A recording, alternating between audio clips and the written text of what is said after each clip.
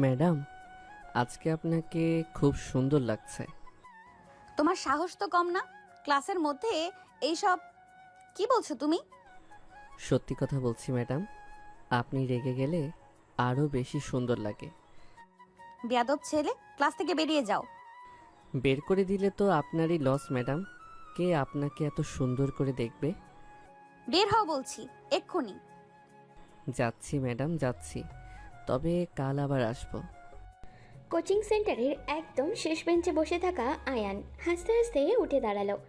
নদীর চোখ মুখ রাগে লাল হয়ে আছে। সে এমনিতেই খুব কড়া মেজাজের শিক্ষিকা, তার উপরে আয়ানের এই প্রতিদিনের দুষ্টুমি তার বিরক্তির কারণ হয়ে দাঁড়িয়েছে। ক্লাসের বাকি ছেলেমেয়েরা চুপ করে এই দৃশ্য দেখছে, কেউ টু শব্দ করার সাহস পাচ্ছে না। আয়ান কাঁধে ব্যাগ ঝুলিয়ে দরজার দিকে এগিয়ে গেল। যাওয়ার সময় একবার পিছন ফিরে নদীর দিকে তাকিয়ে মুচকি হাসল। নদী ডাস্টার দিয়ে টেবিলে জোরে একটা বাড়ি মারল। আয়ান বেরিয়ে যেতেই ক্লাসের পিন পতন নিরাপত্তা নেমে এলো। নদী নিজেকে সামলে নিয়ে আবারও পড়ানো শুরু করলো, কিন্তু তার মন থেকে রাগটা কিছুতেই যাচ্ছে না। ছেলেটা কেন যে এমন করে সে বুঝতে পারে না। পড়াশোনায় বেশ ভালো, কিন্তু এই এক স্বভাব তার সব কিছু নষ্ট করে দিয়েছে। কালাম চাচা, কড়া করে এক কাপ চা দাও তো। কি ব্যাপার বাবা, আজকেও ম্যাডাম ক্লাস থেকে বের করে দিল নাকি? আরে চাচা, ম্যাডাম তো আমাকে ছাড়া থাকতেই পারে না, তাই তো রাগের ভান করে। তুই কিন্তু বেশি করছিস আয়ান। নদী ম্যাডাম কিন্তু খুব কড়া। একদিন আরিফ স্যারকে বলে দিলে খবর আছে। ঠিক বলেছিস ভাই, এই ছেলের কোনো ভয় ডর নেই। আয়ান চায়ের কাপ হাতে নিয়ে হাসতে লাগলো। সাদিক আর রাকিব আয়ানের খুব কাছের বন্ধু, তারা একই সাথে কোচিং করে। আয়ান দুষ্ট হলেও বন্ধুদের বিপদে সবার আগে ঝাঁপিয়ে পড়ে ও। সে খুব বাস্তববাদী একটা ছেলে। সে জানে নদী ম্যাডাম তাকে বকা দিলেও মন থেকে তাকে খারাপ ভাবে না। আয়ান কাছে নদী ওই রাগী চেহারাটাই সব থেকে বেশি ভালো লাগে। কিরে, তোরা এখানে বসে আছিস আর ওখানে নদী ম্যাডাম তোর নামে কমপ্লেন দিচ্ছে? আয়ান, তুমি কাজটা একদম ঠিক করোনি। নদী ম্যাডাম খুব কষ্ট পেয়েছে। তুমি ক্লাসের সবার সামনে ওভাবে কথা না বললেও পারতে। আরে রিয়া, তুমি তো কিছুই বোঝো না, কষ্ট কোথায়। সে তো মনে মনে খুশি হয়। বাদ দে তো রিয়া, ওর সাথে কথা বলে লাভ নেই। ও শুধু যাবে না, চল আমরা বাসায় যাই। তারেক আর রিয়া কোচিং থেকে বেরিয়ে সেখানে এসেছিল। তারেক আয়ানের সহপাঠী আর রিয়া খুব ভালো ছাত্রী। তারা চলে যাওয়ার পর আয়ান চায়ের চুমুক দিয়ে রাস্তার দিকে তাকিয়ে রইল। তার মাথায় অন্য চিন্তা করছে।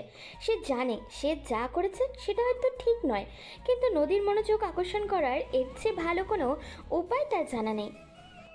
আর বলবেন না আপু, ওই আয়ান ছেলেটা আমাকে পাগল করে দিল, প্রতিদিন ক্লাসে ডিস্টার্ব করে। আমি আর পারছি না। কি ব্যাপার নদী, তোমার মুখটা এমন শুকনো কেন? ছেলেটা আবার কি করেছে? আমি ছেলেটাকে কয়েকবার ওয়ার্নিং দিয়েছি, কিন্তু ওর বাবা বেশ প্রভাবশালী, তাই বেশি কিছু বলতেও পারি না। তুমি একটু মানিয়ে নেওয়ার চেষ্টা করো না নদী।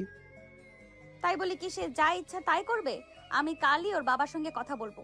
এইভাবে তো চলতে পারে না। ক্লাস শেষ করে নদী টিচার্স রুমে এসে বসেছে। তার মাথা ভীষণ ব্যথা করছে। নীলা ম্যাডাম আর আরিফ স্যার সেখানে বসে খাতা দেখছিলেন। নদীর কথা শুনে তারা দুজনেই বেশ চিন্তিত হয়ে পড়ল। আরিফ স্যার কোচিং সেন্টারের পরিচালক, তিনি জানেন আয়ান ছেলেটা খারাপ নয়, কিন্তু তার এই পাগলামি মাঝে মধ্যে সীমা ছাড়িয়ে যায়। নদী এক গ্লাস পানি খেয়ে নিজেকে শান্ত করার চেষ্টা করলো। তার মনে পড়ল আয়ানের সেই হাসিটা। সেটা চোখের দিকে তাকালে কেমন যেন একটা অদ্ভুত অনুভূতি হয়। নদীর কিন্তু সে সেটাকে প্রশ্রয় দিতে চায় না। কিরে, আজকে এত তাড়াতাড়ি ফিরলি যে? কোচিং ছুটি হয়ে গেল নাকি? হ্যাঁ মা, আজ ম্যাডাম একটু অসুস্থ তো, তাই আগেই ছেড়ে দিল। ভাইয়া, আপনার জন্য কি খাবার টেবিলে দেব? দে বকুল, খুব ক্ষুধা লেগেছে আজ, আর বাইরে কিছু খাইনি। আয়ান বাসায় ফিরতেই দেখলো তার মা সাহেলা বেগম ড্রয়িং রুমে বসে টিভি দেখছে। বকুল ঘর মুছছে, আর আয়ান মিথ্যা বলে সোজা নিজের ঘরে চলে গেল। সে জানে সত্যি কথা বললে মা খুব বকা দিবে। আয়ান ফ্রেশ হয়ে খাবার টেবিলে বসলো। এমন সময় তার বাবা রহিম সাহেব অফিস থেকে ফিরলেন, সাথে বড় ভাই রবিন আর ভাবি সুমিও। আয়ান, তোমার নামে আমি কিন্তু ঢাকা কোচিং থেকে অনেক অভিযোগ পাচ্ছি। তুমি নাকি পড়াশোনা বাদ দিয়ে সব আজে বাজে কাজ করছো। কে বললো বাবা এসব? সব মিথ্যা কথা। আমি তো খুব মন দিয়ে পড়ি। আপনি বিশ্বাস না হলে আমার রেজাল্ট দেখতে পারেন। বাবা ও তো সবসময় এমনই করে, ওর কথা বিশ্বাস করবেন না, ও নিশ্চয়ই কিছু একটা ঘটিয়েছে। আরে ভাইয়াকে একটু শান্ত হতে দিন, মাত্র তো বাসায় এলো, খেতে বসেছে, এখন এসব কথা থাক না। আয়ান মাথা নিচু করে খাবার খেতে লাগলো। সে জানে এখন কথা বাড়ালেই বিপদ। তার বাবা খুব কড়া মানুষ। রবিন সব সময় তার পেছনে লেগে থাকে, কিন্তু ভাবি সুমি তাকে খুব স্নেহ করে। খাওয়া শেষ করে আয়ান আবার নিজের ঘরে চলে গেল। বিছানায় শুয়ে নদীর কথা ভাবতে লাগলো ও। নদীর রাগী মুখটা তার চোখের সামনে ভাসতে লাগলো। সে মনে মনে ঠিক করলো কাল কোচিংয়ে গিয়ে সে নদীর কাছে ক্ষমা চাইবে, কিন্তু আবার পরক্ষণেই তার মনে হলো ক্ষমা চাইলে তো নদী তাকে দুর্বল ভাববে। আপু, আজ এত লেট কেন? আমি তো সেই কখন থেকে তোমার জন্য ওয়েট করছি। আর বলিস না, একটা স্টুডেন্ট মাথা খারাপ করে দিয়েছে। আমার একদম ভালো লাগছে না কিছু। আয় মা, হাত মুখ ধুয়ে খেতে আয়, সারাদিন অনেক খাটাখাটনি হয়েছে তোর। কি হয়েছে মা? কোচিংয়ে কোনো ঝামেলা হয়েছে নাকি? আমাকে খুলে বলবি? না বাবা, তেমন কিছু না। একটা বেয়াদব ছেলে খুব জ্বালাতন করে, আমি কালই ওর ব্যবস্থা করব। নদীর বাসায় ফিরে দেখলো তার ছোট বোন মিম সোফায় বসে ফোন টিপছে। মা ফাতেমা বেগম রান্নাঘরে আর বাবা করিম সাহেব পেপার পড়ছে। নদীর বাবা একজন অবসরপ্রাপ্ত সরকারি কর্মকর্তা। তিনি মেয়েকে খুব ভালোবাসেন। নদীর কথা শুনে তিনি বেশ চিন্তিত হলেন। নদী ফ্রেশ হয়ে খাবার টেবিলে বসলো। এমন সময় নদীর কাজিন জাহিদ আর বান্ধবী শিলা বাসায় এলো। কি রে দোস্ত, কেমন আছিস? তোর তো আজকাল পাতাই পাওয়া যায় না। এই তো আছি। তুই হঠাৎ করে এদিকে কোথা থেকে এলি?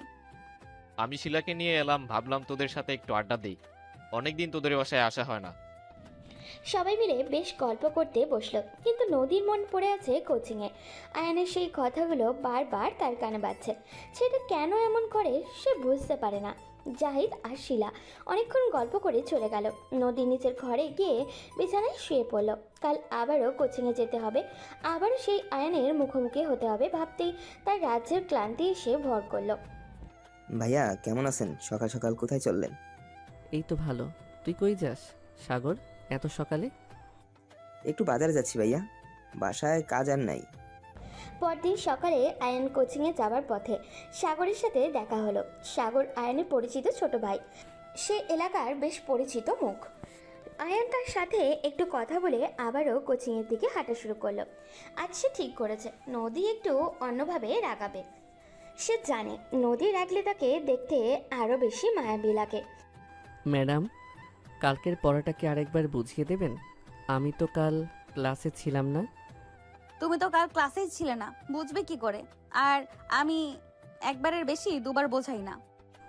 আপনি বুঝিয়ে দিলে ঠিকই বুঝবো ম্যাডাম, আপনার বোঝানোর স্টাইলটাই অন্যরকম। আয়ান কোচিংয়ে পৌঁছে দেখলো নদী ম্যাডাম ক্লাস নিচ্ছে। সে চুপচাপ গিয়ে পিছনের বেঞ্চে বসলো। নদী তাকে দেখেও না দেখার ভান করলো, কিন্তু আয়ান চুপ থাকার পাত্র নয়। ক্লাসের সবাই আবার তার দিকে তাকালো। নদী গভীর শ্বাস নিল। সে জানে এই ছেলের সাথে কথা বাড়িয়ে কোনো লাভ নেই। সে আবারও পড়াশোনা শুরু করলো, কিন্তু আয়ান তার দিকে এক দৃষ্টিতে তাকিয়ে রইল। তুমি কি এইভাবেই তাকিয়ে থাকবে নাকি বইটা খুলবে? বই তো খুলেছি ম্যাডাম, কিন্তু আমার চোখ তো বইয়ের দিকে যাচ্ছে না। আচ্ছা, একটা কথা বললে আজ তুমি চিরতরে তোমাকে ক্লাস থেকে বের করে দেব। আচ্ছা ম্যাডাম, আর কথা বলবো না, আপনি পড়ান, আমি শুধু দেখি। নদী আর কোনো কথা না বলে বোর্ডে লিখতে শুরু করলো। আয়ান খাতা কলম বের করে কি যেন লিখতে লাগলো। ক্লাসের পরিবেশ আবারও শান্ত হয়ে এলো, কিন্তু এই শান্তি বেশিক্ষণ স্থায়ী হলো না। আয়ান একটা কাগজের টুকরো ভাঁজ করে নদীর টেবিলের দিকে ছুঁড়ে মারলো। কাগজটা ঠিক নদীর পায়ের কাছে গিয়ে পড়লো। নদী কাগজটা তুলে নিয়ে খুললো। সেখানে লেখা ছিল, ম্যাডাম আজ আপনার শাড়িটা খুব সুন্দর। নদীর রাগে গা জ্বলতে লাগলো। সে কাগজটা মুছড়ে ডাস্টবিনে ফেলে দিল। ক্লাস শেষ, সবাই যেতে পারো, শুধু আয়ান তুমি দাঁড়াও। আমি তো দাঁড়িয়ে আছি ম্যাডাম, বলুন কি বলবেন। তুমি কি চাও বলো তো? প্রতিদিন এইভাবে আমাকে বিরক্ত করে তোমার কি লাভ হয়? লাভ তো অনেক হয় ম্যাডাম, কিন্তু সেটা তো আপনাকে বলা যাবে না। দেখো আয়ান, আমি তোমাকে শেষবারের মতো ওয়ার্নিং দিচ্ছি। এরপর আমি তোমার বাবার সাথে কথা বলতে বাধ্য হব। বাবার সাথে কথা বলবেন কেন ম্যাডাম? যা বলার আমাকেই বলুন, আমি তো আপনার সব কথা শোনার জন্য প্রস্তুত। ক্লাসের সবাই একে একে বেরিয়ে গেল, শুধু আয়ান আর নদী ক্লাসে রয়ে গেল। নদীর চোখে রাগের আগুন আর আয়ানের ঠোঁটে দুষ্টু হাসি। নদী বুঝতে পারছে না সে কি করবে। এই ছেলেকে সামলানো তার সাধ্যের বাইরে চলে যাচ্ছে। সে আয়ানের দিকে কড়া দৃষ্টিতে তাকিয়ে রইল। আয়ান এক পা এগিয়ে নদীর খুব কাছাকাছি এসে দাঁড়ালো। নদী একটু পিছিয়ে গেল, তার বুকটা ধুকপুক করছে। আয়ান মুচকে হেসে ক্লাস থেকে বেরিয়ে গেল। নদী সেখানে দাঁড়িয়ে রইল স্তব্ধ হয়ে। সে বুঝতে পারছে না এই ছেলেটা আসলে কি চায় তার কাছ থেকে। মা, আমার নীল শাড়িটা কোথায় রেখেছো? আমি তো খুঁজে পাচ্ছি না। তোর আলমারি একদম নিচের তাকে রাখা আছে, ভালো করে খুঁজে দেখ। পেয়েছি মা। তুমি সকাল সকাল এত তাড়া দিচ্ছ কেন? আমার তো পড়াতে যাওয়ার এখনো অনেক দেরি আছে। দেরি কোথায়, প্রতিদিন তো তুই ওই ছেলেটার কথাই ভেবে ভেবে সময় নষ্ট করিস। আজ তাড়াতাড়ি খেয়ে নে। ফাতেমা, তুমি মেয়েকে বকা দিচ্ছ কেন? ও তো এমনিতেই অনেক পরিশ্রম করে সারাদিন। বাবা, তুমি তো শুধু আপুর পক্ষ নাও। আপু ওই আয়ন ভাইয়ের কথা ভেবেই তো সারাদিন রেখে থাকে। তুই চুপ করবি মিম? তুই বড়দের কথার মাঝে একদম কথা বলবি না। নদী আয়নার সামনে দাঁড়িয়ে শাড়ির আঁচল ঠিক করছে। তার চোখে মুখে রাজ্যের বিরক্তি। গতকালের ঘটনা সে কিছুতেই বলতে পারছে না। আয়নের ওই দুষ্টু হাসি আর অদ্ভুত কথাগুলো বারবার তার মাথায় ঘুরছে। ফাতেমা বেগম রান্নাঘর থেকে মেয়ের জন্য খাবার নিয়ে এলেন। করিম সাহেব খবরের কাগজ পড়া রেখে মেয়ের দিকে তাকিয়ে হাসলেন। মিম মুখ গোমড়া করে অন্যদিকে তাকিয়ে রইল। বাবা, আমি আজ একটু আগেই বের হব, রাস্তায় খুব যানজট থাকে। আচ্ছা মা, সাবধানে যাবি। আর শোন, ওই ছেলের কথার বেশি কান দিবি না। তুই তোর কাজে মন দিয়ে করবি। তুমি চিন্তা করো না বাবা, আমি জানি ওকে কিভাবে সামলাতে হয়। নদী খাবার খেয়ে নিজের ব্যাগ গুছিয়ে নিল। আজ সে মনে মনে একটা কঠিন সিদ্ধান্ত নিয়েছে। আজ আয়ান কোনো দুষ্টুমি করলে সে সরাসরি কোচিংয়ের পরিচালকের কাছে কঠোর ব্যবস্থা নেওয়ার কথা বলবে। বাড়ি থেকে বের হওয়ার সময় তার জাহিদের সাথে দেখা হয়ে গেল। জাহিদ নদীর ফুফাতো ভাই। কিরে নদী, এত সকালে কোথায় চললি? পাড়াতে নাকি? হ্যাঁ ভাইয়া, তুই এত সকালে আমাদের বাড়ির দিকে কি মনে করে? ওই দিকটা একটু কাজ ছিল, ভাবলাম তোদের সাথে দেখা করে যাই। শিলাও তোদের বাসায় আসবে বলেছিলাম, ও আসেনি এখনো। শিলা তো আমাকে কিছু জানায়নি, হয়তো একটু পরে আসবে। তুই ভেতরে যা, আমি চললাম। জাহিদকে বিদায় জানিয়ে নদী রাস্তার দিকে হাঁটা শুরু করলো। সকালে হালকা বাতাসে তার মনটা একটু শান্ত হলো। অন্যদিকে আয়ানদের বাড়ির সকাল থেকেই একটা চাপা উত্তেজনা বিরাজ করছে। খাবার টেবিলে সবাই গম্ভীর মুখে বসে আছে। আয়ান, আমি কাল রাতেও তোমার বিষয়ে একটা অভিযোগ শুনেছি। তুমি নাকি পড়াশোনায় একদম মন দিচ্ছ না? বাবা, আপনাকে কে এসব কথা বলে? আমি তো নিয়মিত কোচিংয়ে যাই আর পড়াশোনাও ঠিক মতো করি। বাবা, ও মিথ্যা বলছে। ওর বন্ধুরা সারাদিন রাস্তায় আড্ডা দেয়, ও তাদের সাথেই ঘোরে। রবিন, তুই চুপ কর। সকালে খেতে বসে ভাইয়ের সাথে ঝগড়া করিস না। মা ঠিকই বলেছেন, আপনারা খাওয়া বাদ দিয়ে এসব কি শুরু করলেন? আয়ান তো ছোট মানুষ, ও ঠিকই সব বুঝতে পারবে। আয়ান চুপচাপ নিজের খাবার খাচ্ছে। তার বাবা রহিম সাহেব ছেলের ভবিষ্যৎ নিয়ে খুব চিন্তিত। বড় ভাই রবিন সব সময় বাবার কাছে আয়ানের নামে নানান কথা বলে, কিন্তু ভাবি সুমি আয়ানকে খুব আদর করে। সে সব সময় আয়ানকে বাঁচানোর চেষ্টা করে। আয়ান খাওয়া শেষ করে উঠে দাঁড়ালো। সে জানে বাবার কথার অবাধ্য হওয়া ঠিক নয়, কিন্তু নদীর সাথে সময় কাটানো তার কাছে সবচেয়ে বেশি আনন্দের। বকুল, আমার জুতো জোড়া কোথায়? একটু এনে দে তো। দিচ্ছি ভাইয়া, এই তো আপনার জুতো আমি পরিষ্কার করে রেখেছি। আচ্ছা ঠিক আছে, আমি গেলাম মা। আমি একটু বন্ধুদের সাথে দেখা করে তারপর পড়তে যাব। আয়ান বাড়ি থেকে বেরিয়ে সোজা কালাম চাচার দোকানের দিকে হাঁটা ধরল। তার মনে কোনো চিন্তা নেই, সে খুব বাস্তববাদী ছেলে। সে জানে জীবনে কিভাবে আনন্দ খুঁজে নিতে হয়। কালাম চাচার দোকানের পৌঁছাতেই সে দেখল সাগর সেখানেই দাঁড়িয়ে চা খাচ্ছে। আরে আয়ন ভাইয়া, এত সকালে আপনি এদিকে? আমি তো ভাবলাম আপনি এখনো ঘুমাচ্ছেন। ঘুমিয়ে থাকলে কি আর চলবে? অনেক কাজ বাকি আছে। কালাম চাচা, আমাকে একটা চা দিন তো। দিচ্ছি বাবা, কিন্তু তুমি আজ এত খুশি কেন? নতুন কোনো মতলব আছে নাকি? মতলব তো সব সময় থাকে চাচা, তবে আজকের মতলবটা একটু স্পেশাল। কিরে আয়ান, তুই এখানে আর আমরা তোকে সব জায়গায় খুঁজছি। জানিস, আজ নদী ম্যাডাম খুব রেগে আছে। আমরা দূর থেকে দেখলাম ম্যাডাম হনহন করে হেঁটে যাচ্ছে। সাদিক আর রাকিব সাইকেল নিয়ে সেখানে এসে থামলো। তারা আয়ানের সবচেয়ে কাছের বন্ধু। আয়ান চায়ে চুমুক দিয়ে একটা মুচকি হাসি দিল। সে বুঝতে পারল আজ নদীর রাগ কমানোর জন্য নতুন কোনো বুদ্ধি বের করতে হবে ওকে। তোরা চিন্তা করিস না, আমি সব সামলে নেব। চল এবার পড়াতে যাই, নইলে আবার দেরি হয়ে যাবে। তোরা এত দেরি করিস কেন? আমি আর রিয়া তো কখন থেকে তোদের জন্য অপেক্ষা করছি। আয়ান, তুমি কিন্তু আজ ম্যাডামের সাথে কোনো খারাপ আচরণ করবে না, আমি কিন্তু আগে থেকেই বলে দিচ্ছি। আরে রিয়া, তুমি শুধু দেখো, আজ ম্যাডাম নিজে আমার সাথে ভালো ব্যবহার করবে। তারেক আর রিয়াও তাদের সাথে যোগ দিল। সবাই মিলে কোচিং সেন্টারের দিকে এগোতে লাগলো। আয়ান সবার মাঝখানে হেঁটে যাচ্ছে। তার মাথায় শুধু নদীর চিন্তা। সে নদীকে নিজের করে পেতে চায়, কিন্তু সে জানে না নদী খুব সহজে ধরা দিবে না। নদীর এই রাগী আর করার স্বভাবটাই আয়ানকে সবচেয়ে বেশি টানে।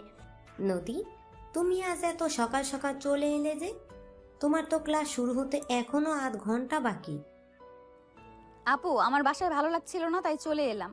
আর ওই ছেলেটার কথা ভেবে আমার মেজাজ আরো খারাপ হয়ে আছে। তুমি আবার আয়ানের কথা ভাবছো নদী? আমি তো তোমাকে বললাম আমি ওর বাবার সাথে কথা বলবো, তুমি শান্ত হও। আপনি কবে কথা বলবেন আরিফ স্যার? ও তো প্রতিদিনই আমার শ্রেণীকক্ষে সমস্যা তৈরি করে, আমি আর সহ্য করতে পারছি না। নদী শিক্ষিকাদের বাসার ঘরে বসে আছে। নীলা ম্যাডাম আর আরিফ স্যার তাকে বোঝানোর চেষ্টা করছে। আরিফ স্যার জানেন আয়ান ছেলেটা খুব বুদ্ধিমান, কিন্তু তার এই স্বভাবের জন্য সবাই খুব বিরক্ত। নদী এক গ্লাস পানি খেয়ে নিজেকে শান্ত করার চেষ্টা করলো। এমন সময় তার ফোন বেজে উঠল। শিলা ফোন করে ধরেছে। দোস্ত, তুই তো কোচিংয়ে চলে গেছিস, আমি তোদের বাসায় গিয়েছিলাম, তোর সাথে দেখা হলো না। তুই আসবি আমাকে আগে বলবি না? জেনেই, আমি তো না জেনে চলে এসেছি। তুই বরং কাল আমাদের বাসায় আয়, একসাথে দুপুরের খাবার খাবি। আচ্ছা ঠিক আছে, তুই সাবধানে থাকিস, আর ওই পাজি ছেলেটার কথা বেশি ভাবিস না। শিলা ফোন করেছে। নদী ফোন রেখে আবারও কাজের কথায় মন দিল। কিছুক্ষণ পর শ্রেণীকক্ষে যাওয়ার সময় হলো। নদী হাতে বই আর খাতা নিয়ে শ্রেণীকক্ষের দিকে এগিয়ে গেল। সে মনে মনে প্রার্থনা করছে আজ যেন আয়ান তাকে সমস্যা না করে। সে শ্রেণীকক্ষে ঢুকে দেখলো সবাই চুপচাপ বসে আছে। আয়ান একদম সামনের বেঞ্চে বসে আছে। নদী একটু অবাক হলো, কারণ আয়ান সবসময় পিছনের বেঞ্চে বসে। তুমি আজ সামনে বসেছো কেন আয়ান? তোমার তো পেছনে বসার কথা। পিছন থেকে আপনার কথাগুলো ঠিকমতো শোনা যায় না ম্যাডাম, তাই আজ সামনে বসলাম। আমার কথা শোনার তো আগ্রহ তোমার কবে থেকে হলো? তুমি তো পড়ার চেয়ে কথা বেশি বলো। আগ্রহ তো আগে থেকেই ছিল ম্যাডাম, আপনি বুঝতে পারেননি। আর আজ থেকে আমি মন দিয়ে আপনার সব কথা শুনবো। নদীর বিশ্বাস হলো না। সে আয়নার দিকে কড়া চোখে তাকালো। ক্লাসের সবাই অবাক হয়ে আয়নার দিকে তাকিয়ে আছে। সাদিক আর রাখি পেছনের বেঞ্চে থেকে একে অপরের দিকে তাকিয়ে হাসছে। নদী বোর্ডে লিখতে শুরু করলো। সে পড়ানোর মাঝে একবার পিছন ফিরে দেখলো আয়ান খুব মনোযোগ দিয়ে খাতার দিকে তাকিয়ে আছে। আয়ান, তুমি খাতায় কি লিখেছো? আমি তো এখনো কিছু লিখতে বলিনি। আমি আপনার বলা কথাগুলো লিখে রাখছি ম্যাডাম, যাতে পরে ভুলে না যাই। আমাকে বোকা বানানোর চেষ্টা করবে না। খাতাটা নিয়ে এখানে এসো। আমি তো সত্যি বলছি ম্যাডাম, আপনি বিশ্বাস না করলে নিজে এসে দেখুন। নদী রাগে গজগজ করতে করতে আয়নের কাছে গেল।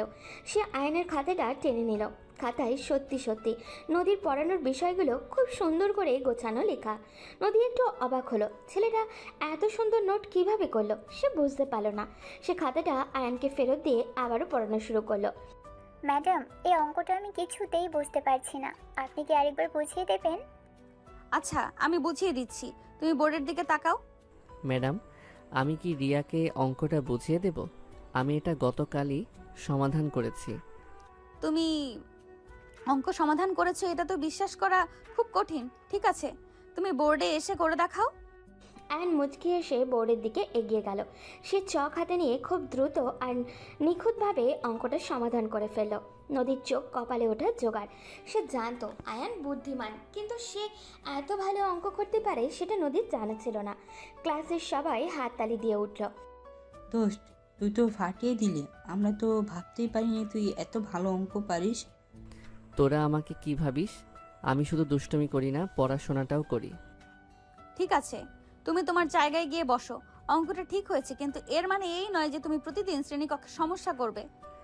আমি তো কোনো সমস্যা করি না ম্যাডাম, আমি তো শুধু আপনার সাথে একটু কথা বলতে চাই। নদী আবারও রেগে গেল, কিন্তু এবার সে নিজেকে সামনে নিল। সে বুঝতে পারল এই ছেলেকে বকাঝকা করে কোনো লাভ হবে না, একে অন্যভাবে সায়স্তা করতে হবে। ক্লাস শেষে সবাই বেরিয়ে গেল, শুধু আয়ান বসে রইল। নদী নিজের জিনিসপত্র গুছিয়ে দরজার দিকে এগোতে লাগলো। তুমি বসে আছো কেন? তোমার কি বাড়ি যাওয়ার তাড়া নেই? তারা তো আছে ম্যাডাম, কিন্তু আপনার সাথে কিছু জরুরি কথা ছিল। তোমার সাথে আমার কোনো জরুরি কথা থাকতে পারে না, তুমি এখন বাড়ি যাও। কথাগুলো শুনলে আপনারই লাভ হবে ম্যাডাম, আমি খুব কাজের কথা বলতে চাই। আমি তোমার কোনো কথাই শুনতে চাই না, আমি যা বলেছি তাই করো। নদী দ্রুত পায়ে সেখান থেকে বেরিয়ে গেল। আয়ান হাসতে হাসতে শ্রেণীকক্ষ থেকে বের হলো। সে জানে নদীর মনে একটু হলেও সে জায়গা করে নিতে পেরেছে। নদীর এই অবহেলা আর রাগই আয়ানের কাছে সবচেয়ে বড় পাওয়া। সে মনে মনে ঠিক করলো কাল নদীর জন্য একটা বড় চমক অপেক্ষা করছে। সে গুনগুন করে গান গাইতে গাইতে বাড়ির দিকে হাঁটা শুরু করলো। কি রে আয়ান, তুই একা একা হাসছিস কেন? ম্যাডাম কি কিছু বলেছে নাকি? ম্যাডাম তো অনেক কিছুই বলেছে, কিন্তু আসল কথা হলো আমি ম্যাডামের দুর্বল জায়গাটা ধরে ফেলেছি। তুই তো খুব চালাক হয়ে গেছিস ভাই, কিন্তু সাবধানে থাকিস, ম্যাডাম যেন আবার ক্ষেপে না যায়। আরে ম্যাডাম, খেপে গেলেই তো মজা, আমি তো সেটাই চাই। বন্ধুরা মিলে হাসতে হাসতে বাড়ির দিকে এগোতে লাগলো। অন্যদিকে নদী বাসায় ফিরে খুব ক্লান্ত অনুভব করলো। সে নিজের ঘরে গিয়ে শুয়ে পড়ল। তার মাথায় আয়ানের অঙ্ক করার দৃশ্যটা শুধু ভাসছে। সেটা আসলে খুব অদ্ভুত, একদিকে যেমন দুষ্টু, অন্যদিকে আবার খুব বাস্তববাদী আর মেধাবীও বটে। নদীর মনে একটা অজানা অনুভূতি জন্ম হচ্ছে, কিন্তু সে সেটাকে কোনোভাবেই প্রশ্রয় দিতে রাজি নয়। নদী, তুই আজ এত সকালে উঠে বসে আছিস কেন? তোর তো কোচিংয়ে যেতে এখন অনেক দেরি। ঘুম আসছিল না মা, তাই উঠে পড়লাম, ভাবলাম খাতাগুলো একটু দেখে রাখি। ভালোই তো হয়েছে, ও সকালে উঠে নিজের কাজ করছে, তুমি বরং আমার চাটা দাও। বাবা, তুমি শুধু আপুর পক্ষ নাও। আপু আসলে ওই আয়ান ভাইয়ের কথা ভেবেই এত সকালে উঠেছে। তুই একদম চুপ করবি মিম? তুই বড়দের কথার মাঝে সব সময় কথা বলিস কেন? নদী খাতা থেকে মুখ তুলে মিমের দিকে কড়া চোখে তাকালো। মিম মুখ ভেঙচি কেটে নিজের ঘরে চলে গেল। ফাতেমা বেগম রান্নাঘর থেকে করিম সাহেবের জন্য চা নিয়ে এলেন। করিম সাহেব চায়ে চুমুক দিয়ে খবরের কাগজ পড়তে শুরু করলেন। নদীর মনটা আজ একটু অন্যরকম লাগছে। গতকাল আয়ান যেভাবে অঙ্কটার সমাধান করে দিল, সেটা সে কিছুতেই ভুলতে পারছে না। ছেলেটার মধ্যে একটা অদ্ভুত ব্যাপার আছে যা নদীকে বারবার ভাবাচ্ছে। নদী শোন, আমার এক পুরনো বন্ধুর সাথে কাল কথা হলো। ওর ছোট ছেলেটা নাকি খুব ভালো আর দায়িত্বশীল। আমি ভাবছিলাম তোর জন্য। বাবা, তুমি আবার এসব শুরু করলে? আমি এখন বিয়ে নিয়ে কিছু ভাবতে চাই না, আমার অনেক কাজ বাকি আছে। তুই না ভাবলে কি হবে? তোর বাবা তো ঠিকই করবে। তুই শুধু পড়ানো নিয়ে থাকলেই তো আর জীবন চলবে না। নদী আর কোনো কথা না বলে নিজের ঘরে চলে গেল। সে জানে বাবা মা তার ভালোর জন্যই বলছে, কিন্তু তার এখন কারোর সাথে জড়াতে ইচ্ছা করছে না। এমন সময় কলিং বেল বেজে উঠল। নদী গিয়ে দরজা খুলতেই দেখলো শিলা আর জাহিদ দাঁড়িয়ে আছে। কে রে, তুই এমন পেতনির মতো মুখ করে আছিস কেন? সকালে কারোর সাথে ঝগড়া করেছিস না? তুই ভেতরে আয়, তারপর বলছি। জাহিদ, তুই আয়, দাঁড়িয়ে আছিস কেন? আমি তো ভাবলাম তুই আমাকে তাড়িয়ে দিবি, তুই যে রাগী মেয়ে, বাবা ভয় লাগে তোকে। জাহিদ আর শিলা ঘরে ঢুকে সোফায় বসলো। নদী তাদের জন্য নাস্তা আনতে রান্নাঘরে গেল। শিলা নদীর সবচেয়ে কাছের বান্ধবী আর জাহিদ নদীর ফুফাতো ভাই। তারা নদীর সব কথাই জানে। নাস্তা নিয়ে এসে নদীর সাথে বসলো। এবার বল, তোর ওই আয়ান নামের ছাত্রের কি খবর? সে কি এখনো তোকে জ্বালাতন করে? আর বলিস না, কাল সে ক্লাসে সবার সামনে এমন একটা কঠিন অঙ্ক করে দিল, আমি তো অবাক হয়ে গেলাম। ছেলেটা আসলে মেধাবী, কিন্তু একদম পড়াশোনা করতে চায় না। তুই ওকে একটু ভালো করে বোঝানোর চেষ্টা কর নদী, সব মানুষ তো আর একরকম হয় না, ওর হয়তো একটু ভালোবাসা আর যত্ন দরকার। জাহিদের কথা শুনে নদী একটু চুপ করে রইল। আসলে কি আয়নের একটু যত্ন দরকার সে বুঝতে পারছে না। অন্যদিকে আয়নদের বাড়িতে সকাল থেকেই একটা অন্যরকম পরিবেশ। রহিম সাহেব খুব রেগে আছেন বড় ছেলে রবিনের ওপরে। রবিন, তুমি অফিসের কাজগুলো ঠিকঠাক মতন করছো না। কাল ক্লায়েন্ট খুব অভিযোগ করেছিল, তুমি এভাবে দায়িত্বহীন হলে তো চলবে না। বাবা, আমি তো সব ঠিকই করছি, কিন্তু কিছু হিসাব আমি মেলাতে পারছি না, তাই একটু সমস্যা হচ্ছে। ভাইয়া, তুমি যদি ওই ফাইলটা একটু অন্যভাবে সাজাও তাহলে ক্লায়েন্ট সহজে বুঝতে পারবে। আমি কাল তোমার ফাইলটা একটু দেখেছিলাম আর একটা ভুলও ধরেছিলাম। দেখলে তো বাবা আয়ান কতটা বুদ্ধিমান, ও কিন্তু সব বোঝে, শুধু দুষ্টুমি করে। একটু আপনি ওর কথা শুনে দেখুন না।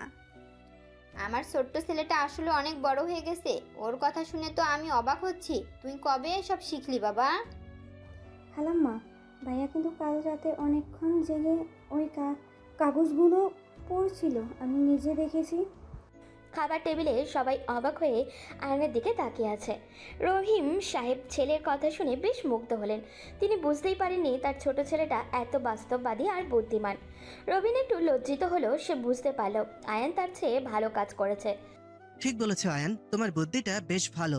আজ থেকে তুমি অফিসের সবকিছুই তো ওকে সাহায্য করবে। আচ্ছা বাবা, আমি করব, কিন্তু এখন আমাকে বের হতে হবে। আমার কোচিংয়ে অনেক কাজ আছে। আয়ন মুচকি হেসে খাবার টেবিল থেকে উঠে পড়ল। সে জানে সে একটা বড় দায়িত্ব পেয়েছে, কিন্তু তার মনে পড়ে আছে নদীর কাছে। সে বাড়ি থেকে বেরিয়ে সোজা কালাম চাচার দোকানের দিকে হাঁটা শুরু করলো। আজ সে নদীর জন্য একটা বড় চমক তৈরি করেছে। বাবা আয়ান, তুমি আজ এত সকালে দোকান কি মনে করে? তোমার তো এখনো সময় হয়নি। আয়ন ভাইয়া তো আজ অনেক বড় একটা কাজ করবে, তাই না ভাইয়া? আমি তো সব জোগাড় করে রেখেছি। তুই আবার কি প্ল্যান করেছিস? আমাদের তো কিছুই বললি না, আমরা তো তোর বন্ধু। এই ছেলে যা করে সব একা একাই করে, আমাদের শুধু বিপদে ফেলে। তুই এবার কি করবি বলতো? তোরা একটু চুপ করবি? আমি তোদের সব বলছি। আজ আমি নদীর মন জয় করার একটা বড় ধাপ পার করব। তোরা শুধু আমার সাথে থাকবি। সাদিক আর রাকিব অবাক হয়ে আয়নের দিকে তাকিয়ে রইল। সাগর একটা বড় বাক্স নিয়ে এলো। আয়ান চায়ে চুমুক দিয়ে বক্সটার দিকে তাকিয়ে হাসলো। সে জানে এই বক্সটা নদীর অনেক বড় একটা সমস্যার সমাধান করবে। সবাই মিলে কোচিং সেন্টারের দিকে রওনা হলো। নীলা, তুমি কি জানো আয়ান আজ সকালে এসে কোচিংয়ের পিছনের মাঠটা পরিষ্কার করাচ্ছে আর নতুন একটা ফ্যান লাগানোর ব্যবস্থা করছে। সত্যি বলছেন স্যার? আমি তো ভাবতেই পারছি না ছেলেটা এমন কাজ করবে। ও তো সারাদিন শুধু দুষ্টামি করে। ছেলেটার মধ্যে অনেক গুণ আছে নীলা, আমরা শুধু ওর বাইরের দিকটাই দেখি। আজ আমি ওর বাবার সাথে কথা বলবো, তবে অভিযোগ করার জন্য নয়, ওর প্রশংসা করার জন্য। আরিফ স্যার আর নীলা ম্যাডাম শিক্ষিকাদের বসার ঘরে বসে এসব কথা বলছেন। এমন সময় নদী সেখানে ঢুকলো। নদীর মুখটা আজ বেশ শান্ত। সে আরিফ স্যারের কথা শুনে একটু অবাক হলো। আয়ন কোচিংয়ের জন্য এত কিছু করেছে এটা তার বিশ্বাসই হচ্ছে না। আপনারা কি আয়নের কথা বলছেন স্যার? ও আবার কি করেছে? আমি তোর নাম শুনলেই ভয় পাই। নদী আর কোনো কথা না বলে ক্লাসরুমের দিকে এগিয়ে গেল। সে ক্লাসরুমে ঢুকে দেখলো সেখানে একটা নতুন সিলিং ফ্যান লাগানো হয়েছে আর পুরো ঘরটা খুব সুন্দর করে পরিষ্কার করা হয়েছে। ক্লাসের পেছনের বেঞ্চগুলো যেভাবে ভাঙা ছিল সেগুলো সব ঠিক করা হয়েছে। ম্যাডাম, আপনি দেখেছেন আয়ান আজ সকালে থেকে খেটে এসব ঠিক করেছে। ও আসলে অনেক ভালো মানুষ। হ্যাঁ ম্যাডাম, আমরা শুধু শুধু ওনাকে ভুল বুঝি। উনি আজ আমাকে আর তারিখকে অনেক কঠিন পড়া বুঝিয়ে দিয়েছেন। আয়ান কোথায়? ওকে তো ক্লাসে দেখছি না। ও এসব কেন করতে গেল? ও তো বাইরে আছে। ম্যাডামও বললো আপনি নাকি গরমে খুব কষ্ট পান, তাই ও নিজের জমানো টাকা দিয়ে ফ্যানটা কিনেছে। আর পেছনের মাঠটাও পরিষ্কার করছে যাতে আমরা সবাই মিলে ওখানে বসে পড়তে পারি। নদীর বুকটা কেমন যেন করে উঠল। ছেলেটা তার জন্য এত কিছু করেছে আর সে তাকে শুধু বকাবকিই করেছে। নদীর চোখে একটু জল চলে এলো, কিন্তু সে সেটা কাউকে বুঝতে দিল না। সে ক্লাস থেকে বেরিয়ে বাইরের দিকে গেল। সেখানে গিয়ে দেখলো আয়ান ঘামে ভিজে একাকার হয়ে আছে আর একটা গাছ লাগাচ্ছে। আয়ান, তুমি এসব কি করেছো? তোমার তো এখন পড়ার কথা, তুমি মাটি মাখামাখি করছো কেন? আরে ম্যাডাম, আপনি এসেছেন। আমি তো এই গাছটা লাগাচ্ছিলাম। কোচিংয়ের সামনে একটা ফুল গাছ থাকলে দেখতে সুন্দর লাগবে, তাই না? তুমি নিজের টাকা খরচ করে ফ্যান কিনেছো কেন? কোচিং কর্তৃপক্ষ তো সেটা করতে পারে। তুমি কেন এসব পড়তে গেলে? আপনি গরমে কষ্ট পান সেটা তো আমি দেখতে পারি না ম্যাডাম। আর টাকা তো আমারই জমানো ছিল, ভালো কাজেই তো খরচ করলাম। নদী আর কিছু বলতে পারল না। সে এক দৃষ্টিতে আয়নের দিকে তাকিয়ে রইল। ঘামে ভেজা আয়নকে আজ তার একটু খারাপ লাগছে না, বরং কেমন যেন একটা মায়া লাগছে। আয়ান মুচকি হেসে নদীর দিকে তাকালো। নদীর চোখের ওই নরম দৃষ্টিটা আয়ানের চোখ এড়ালো না। ম্যাডাম, আপনি কি কাঁদছেন? আপনার চোখে জল কেন? আমি কি কোনো ভুল করেছি? না, তুমি কোনো ভুল করনি। তুমি আজ অনেক ভালো একটা কাজ করেছো। যাও হাত মুখ ধুয়ে ক্লাসে এসো। আমি তো ভাবলাম আপনি আবার আমাকে বকা দেবেন। আপনি খুশি হয়েছেন জেনে আমার অনেক ভালো লাগছে। আয়ান হাত মুখ ধুতে চলে গেল। নদী সেখানেই দাঁড়িয়ে রইল। তার মনের ভিতরে একটা অন্যরকম ঝড় বইছে। সে বুঝতে পারছে এই ছেলেটা শুধু দুষ্টু নয়, সে অনেক বেশি যত্নশীল আর দায়িত্ববান। তার বাবার বলা কথাগুলো বারবার নদীর মনে পড়তে লাগলো। ভালো ছেলে, দায়িত্বশীল ছেলে। নদীর মনে হলো সে হয়তো একটু একটু করে আয়নের দিকে ঝুঁকে পড়েছে। নীলা আপু, আমি আজ ক্লাসটা একটু আগে শেষ করব। আমার শরীরটা খুব একটা ভালো লাগছে না। আচ্ছা নদী, তুমি সাবধানে বাড়ি যেও, আমি বাকিটা সামলে নেব। নদীর ক্লাস শেষ করে বাড়ির দিকে হাঁটা শুরু করলো। রাস্তার মোড়ে আসতেই সে দেখল অনেক মানুষের ভিড়। সে একটু এগিয়ে গিয়ে দেখলেও কালাম চাচা রাস্তার একপাশে পড়ে আছেন আর তার মাথা থেকে রক্ত পড়ছে। একটা রিক্সা তাকে ধাক্কা দিয়ে চলে গেছে। কেউ তাকে সাহায্য করছে না, সবাই শুধু দেখছে।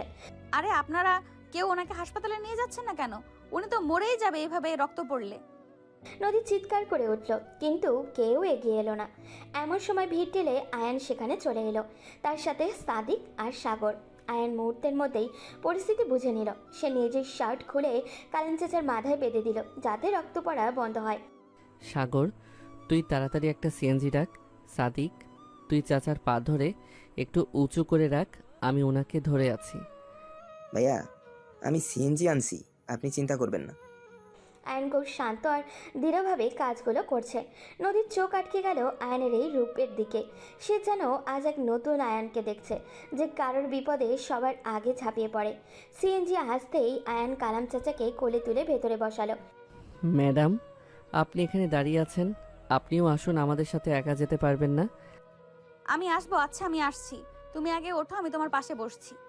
নদী সিএনজিতে উঠে আয়নের পাশে বসলো। আয়নের খালি গা আর ঘামের গন্ধ নদীর নাকে এসে লাগলো, কিন্তু আজ তার একটুও খারাপ লাগলো না। বরং তার মনে হলো এই মানুষটার পাশে সে পৃথিবীর সবচেয়ে নিরাপদ জায়গায় বসে আছে। হাসপাতালে পৌঁছানোর পর আয়ন সব ব্যবস্থা খুব দ্রুত করে ফেলল। ডাক্তার কালাম চাচাকে দেখে বললেন সঠিক সময়ে আনার জন্য তিনি বেঁচে গেছেন। আপনারা ঠিক সময়ে ওনাকে এনেছেন। ছেলেটা যেভাবে প্রাথমিক চিকিৎসা দিয়েছে সেটা না হলে রোগীকে বাঁচানো কঠিন হতো। আপনার ছেলেটাকে ধন্যবাদ দিন। আয়ান, তুমি আজ যা করলে আমি সত্যি ভাষা হারিয়ে ফেলেছি। তুমি এত কিছু কিভাবে জানো? আমি তো অনেক কিছুই জানি ম্যাডাম, আপনি তো শুধু আমার খারাপ দিকটাই দেখেছেন, ভালো দিকটা দেখার তো চেষ্টা করেননি কখনো। আয়ন একটা শান্ত হাসি দিল। নদীর মনে হলো এই হাসির কাছে আজ সে পুরোপুরি হেরে গেছে। তার মনের সব রাগ আর অহংকার ধুলোয় মিশে গেছে। সে বুঝতে পারল এই ছেলেটা তার জীবনে একটা বড় পরিবর্তন নিয়ে আসতে চলেছে। দুজনের চোখের ভাষা আজ অন্য কথা বলছে, যে কথা তারা এখনো মুখে বলতে পারছে না, কিন্তু তাদের মন ঠিকই বুঝে নিয়েছে। ম্যাডাম, রাত তো অনেক হলো, আপনি এখন বাসায় যাবেন কিভাবে আমাকে বলেন, আমি এগিয়ে দিচ্ছি। না না, আমার জন্য তোমাকে আর কষ্ট করতে হবে না। আমি একটা রিক্সা ডেকে চলে যেতে পারবো। তুমি বরং কামাল চাচার কাছে থাকো। এই রাতে আপনাকে একা ছাড়বো আর আপনি সেটা ভাবলেন কি করে? আমি এতটাও দায়িত্বজ্ঞানহীন নই। চলুন আমি আপনাকে বাসায় পৌঁছে দিয়ে আসি। হ্যাঁ ম্যাডাম, আয়ন ভাইয়া ঠিকই বলেছে, আপনি ভাইয়ার সাথেই যান। আমি আর সাদিক এখানে চাচার কাছে আসি, কোনো সমস্যা হবে না। আপনি চিন্তা করবেন না ম্যাডাম, আমরা সব সামলে নেব, আপনি নিরাপদে বাসায় যান। আচ্ছা ঠিক আছে, তোমরা যখন এত করে বলছো তখন আমি ওর সাথেই যাচ্ছি। তোমরা কিন্তু চাচার খেয়াল রেখো, কোনো দরকার হলে আমাকে জানাবে। আয়ান আর নদী হাসপাতাল থেকে বের হয়ে রাস্তায় এসে দাঁড়ালো। রাতের রাস্তা বেশ ফাঁকা, চারিদিকে একটা শান্ত পরিবেশ বিরাজ করছে। আয়ান একটা রিক্সা ডাকলো এবং নদীকে নিয়ে উঠে বসলো। রিক্সা চলতে শুরু করলো আর নদীর মনে হলো এই প্রথম সে আয়নের এত কাছাকাছি বসে আছে। আয়নের ঘামের গন্ধটা এখন আর তার কাছে খারাপ লাগছে না, বরং একটা অদ্ভুত ভালো লাগা কাজ করছে। ম্যাডাম, আপনি কি কিছু ভাবছেন? আপনাকে এত চুপচাপ লাগছে কেন? আপনি কি ভয় পাচ্ছেন? ভয় পাবো কেন? আমি তো তেমন কিছুই ভাবছি না। আসলে আজকের ঘটনাটা আমাকে খুব অবাক করেছে। তুমি এত শান্তভাবে সব সামলে নিলে কিভাবে? জীবনে অনেক কিছুই তো শিখতে হয় ম্যাডাম, শুধু বই পড়লেই তো আর জীবন চলে না। চারপাশের মানুষগুলাকেও বুঝতে হয়। তুমি ঠিক বলেছো, আমি হয়তো তোমাকে এতদিন শুধু একটা দিক থেকেই বিচার করেছি। তোমার এই দিকটা আমার একদমই জানা ছিল না। এখন তো জানলেন ম্যাডাম, এখন থেকে আমাকে আর বকা দেবেন না তো? আমি কিন্তু বকা খেতে একদম পছন্দ করি না। তুমি যদি এমন ভালো কাজ করো তাহলে তোমাকে বকা দেবো কেন? কিন্তু তুমি যদি আবার শ্রেণীকক্ষে দুষ্টুমি করো তাহলে কিন্তু আমি ছাড়বো না। আয়ান মুচকি হাসলো আর নদীর দিকে তাকালো। নদীর মুখের উপরে রাস্তার আলো পড়ছে আর তাকে দেখতে অসম্ভব সুন্দর লাগছে। আয়ান মনে মনে ভাবলো, এই মেয়েটাকে সে নিজের জীবনের সাথে জড়িয়ে নিতে চায়। কিছুক্ষণের মধ্যেই রিক্সা নদীর বাসের সামনে এসে থামলো। আমি তাহলে আসি, তুমি সাবধানে বাসায় যেও। আর কাল কিন্তু ঠিক সময় শ্রেণীকক্ষে উপস্থিত থাকবে। আপনি বললে তো আমি সময়ের আগেই উপস্থিত থাকবো ম্যাডাম। শুভরাত্রি। নদী বাসার ভেতরে ঢুকে গেল আর আয়ান রিক্সা নিয়ে নিজের বাড়ির দিকে রওনা হলো। পরদিন সকালে নদীর বাসায় সবাই একসাথে খাবার টেবিলে বসেছে। নদীর মনে আজ অনেক ফুরফুরে। সে বুঝতে পারছে না কেন তার এত ভালো লাগছে। ফাতেমা বেগম মেয়ের মুখের দিকে তাকিয়ে কিছু একটা আঁচ করতে পারল।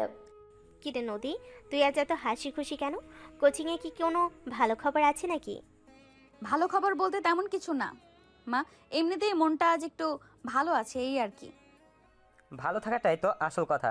শোন নদী, কাল আমি আমার সেই বন্ধু রহিমের সাথে কথা বলছিলাম। ওরা আজ বিকেলে আমাদের বাসায় আছে তোকে দেখতে। বাবা, তুমি কি বলছো? আপুকে দেখতে আসছে মানে? আপুর কি বিয়ে ঠিক করে ফেলেছো নাকি? বাবা, আমি তোমাকে আগেই বলেছি আমি এখন এসব নিয়ে ভাবতে চাই না। তোমরা কেন জোর করছো? জোর তো করছি না মা, তুই অন্তত ছেলেটাকে একবার দেখ। ছেলেটা খুব ভালো আর দায়িত্বশীল। ওর নাম আয়ান, তুই দেখলে তোর পছন্দ হবে। আয়ান নামটা শুনে নদীর বুকটা কেঁপে উঠল। তার পরিচিত আয়ান আর সেই আয়ান কি একই মানুষ? সে বুঝতে পারল না। সে আর কোনো কথা না বলে চুপচাপ নিজের ঘরে চলে গেল। অন্যদিকে আয়ানদের বাড়িতেও সকাল থেকে সাজ রব। রহিম সাহেব সবাইকে নিয়ে বাসার ঘরে কথা বলছেন। শোনো সবাই, আজ বিকেলে আমার পুরনো বন্ধু করিমের বাসায় যাব। ওর মেয়ের সাথে আমি আয়নের বিয়ে ঠিক করেছি। বাবা, আপনি হঠাৎ করে এত বড় সিদ্ধান্ত নিয়ে নিলেন? আয়ন তো এখন অনেক ছোট, ও কি সংসার সামলাতে পারবে? আপনি আবার আয়নের পেছনে লাগলেন কেন? বাবা যখন সিদ্ধান্ত নিয়েছেন তখন নিশ্চয়ই ভেবেচিন্তেই নিয়েছেন। আমারও তো তাই মনে হয়। ছেলেটা আমার এখন অনেক দায়িত্ববান হয়েছে। কাল তো তোর বাবার ব্যবসার একটা বড় হিসাব একাই মিলিয়ে দিল। বাবা, এসব কি বলছেন? আমি এখন বিয়ে করব না। আমার অনেক কিছু করার আছে। আমি এভাবে হঠাৎ করে বিয়ে করতে রাজি নই। ভাইয়া, আপনি কিন্তু রাগ করবেন না। খালু সাহেব আপনার ভালোর জন্যই সব করেছেন। আপনি অন্তত মেয়েটাকে একবার দেখে আসুন। আমি কোনো কথা শুনতে চাই না। আমি কথা দিয়েছি, আর আমরা আজ বিকালে সেখানে যাচ্ছি। তুমি তৈরি হয়ে থেকো আয়ান। আয়ান রেগে নিজের ঘরে চলে গেল। সে কিছুতেই বুঝতে পারছে না বাবা কেন তার উপরে এই সিদ্ধান্ত চাপিয়ে দিচ্ছে। তার মন জুড়ে শুধু নদী, আর এখন তাকে অন্য একটা মেয়েকে দেখতে যেতে হবে। সে কোচিংয়ে যাওয়ার জন্য তৈরি হয়ে বাড়ি থেকে বের হলো। রাস্তায় কালাম চাচার দোকানের সামনে রাকিব আর সাগরের সাথে তার দেখা হলো। কিরে আয়ান, তোর মুখটা এমন কালো কেন? সকালে কারো বকা খেয়েছিস নাকি? আয়ন ভাইয়াকে কে বা বকা দিবে ভাইয়া? ভাইয়া তো এখন সবার চোখের মণি, তাই না ভাইয়া? তোরা একটু চুপ করবি? আমার মেজাজ এমনিতেই খারাপ। বাবা আজ আমাকে একটা মেয়েকে দেখতে যেতে বাধ্য করছেন। এটা তো অনেক খুশির খবর। তুই তো এতদিন নদী ম্যাডামের পেছনে ঘুরে কিছুই করতে পারলি না, এবার অন্তত একটা গতি হবে। তুই একদম বাজে কথা বলবি না সাদিক। আমি শুধু নদীকেই চাই, অন্য কাউকে আমি মেনে নিতে পারবো না। আয়ান বন্ধুদের কথা কান্না দিয়ে কোচিং সেন্টারের দিকে হাঁটতে শুরু করলো। তার মন খুব খারাপ। সে বুঝতে পারছে না কিভাবে সে এই পরিস্থিতি থেকে বের হবে। কোচিংয়ে পৌঁছে সে সোজা নিজের জায়গায় গিয়ে বসলো। একটু পর নদীর শ্রেণীকক্ষে ঢুকলো। আজ নদীকে দেখে আয়নের বুকটা আরও বেশি হাহাকার করে উঠল। সবাই বই বের করো, আজ আমরা নতুন একটা অধ্যায় শুরু করব। আয়ান, তুমি অমন উদাস হয়ে বসে আছো কেন? তোমার শরীর ঠিক আছে তো? শরীর ঠিক আছে ম্যাডাম, তবে মনটা খুব খারাপ। আজ আমার একদম পড়তে ইচ্ছে করছে না। ম্যাডাম, আয়ন ভাইয়ের মন খারাপ। উনি আজ আমাদের কিছুই বুঝিয়ে দেননি। উনি সকাল থেকেই খুব চুপচাপ। হ্যাঁ ম্যাডাম, আয়ান এমন শান্ত থাকলে আমাদের শ্রেণীকক্ষে একদম ভালো লাগে না। মনে হয় যেন সব ফাঁকা ফাঁকা। আয়ান, তুমি ক্লাস শেষে আমার সাথে দেখা করবে। এখন তোমরা সবাই বইয়ের দিকে মনোযোগ দাও। নদী বুঝতে পারল আয়নের কিছু একটা হয়েছে। সে নিজেও আজ খুব একটা মন দিয়ে পড়াতে পারছে না। তার মাথায় শুধু বাবার বলা ওই আয়ান নামটাই ঘুরছে। ক্লাস শেষ হবার পর সবাই চলে গেল, কিন্তু আয়ান নিজের জায়গায় বসে রইল। নদী নিজের জিনিসপত্রগুলো গুছিয়ে আয়ানের কাছে গেল। এবার বলো তোমার কি হয়েছে? তুমি এমন মন খারাপ করে বসে আছো কেন? কালকের ঘটনার পর তো তোমার খুব খুশি থাকার কথা। খুশি তো ছিলাম ম্যাডাম, কিন্তু বাবা এমন একটা কাজ করেছেন যে আমার সব খুশি নষ্ট হয়ে গেছে। বাবা আমাকে জোর করে বিয়ে দিতে চাইছেন। বিয়ে দিতে চাইছেন তো এটা তো ভালো কথা। তোমার তো বয়স হয়েছে, আর তুমি তো এখন অনেক দায়িত্ব নিতেও শিখেছো। আপনি এসব কি বলছেন ম্যাডাম? আমি তো অন্য কাউকে পছন্দ করি। আমি কিভাবে এই বিয়েতে রাজি হব? আপনি আমাকে একটু বুদ্ধি দিন। তুমি কাকে পছন্দ করো সেটা তোমার বাবাকে খুলে বলো, তিনি নিশ্চয়ই তোমার কথা বুঝবেন। তুমি তো তার অবাধ্য নও। আয়ান নদীর চোখের দিকে তাকিয়ে রইল। সে মনে মনে ভাবল, আপনাকে পছন্দ করি ম্যাডাম। নদী আয়ানের চোখের ওই অদ্ভুত ভাষা বুঝতে পারল, কিন্তু সেও কিছু বলল না। বিকেলবেলা নদী বাসায় সাজো সাজো রব। জাহিদ আর শিলা এসেছে নদীকে সাহায্য করতে। দোস্ত, তুই এত সুন্দর শাড়ি পরেছিস, তোকে তো আজ একদম রানীর মতো লাগছে। ওই ছেলে তো তোকে দেখেই পাগল হয়ে যাবে। তুই একদম বকবক করবি না শিলা। আমার এমনিতেই মেজাজ খারাপ। আমি শুধু বাবার সম্মান রক্ষার জন্য এই শাড়িটা পরেছি। আমি এসব একদম পছন্দ করছি না। আরে নদী, শান্ত হ।